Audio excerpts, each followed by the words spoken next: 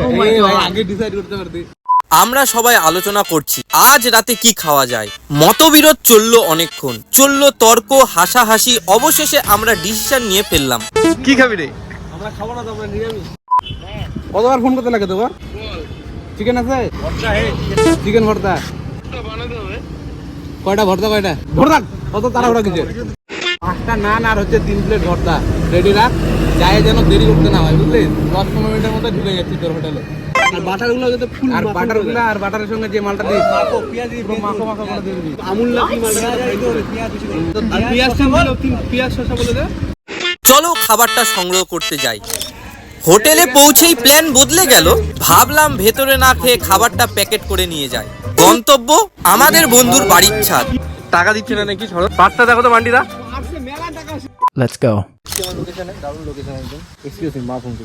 চলে এসেছি আমাদের জায়গায় পিকনিক করার জন্য। সরি, পিকনিক না।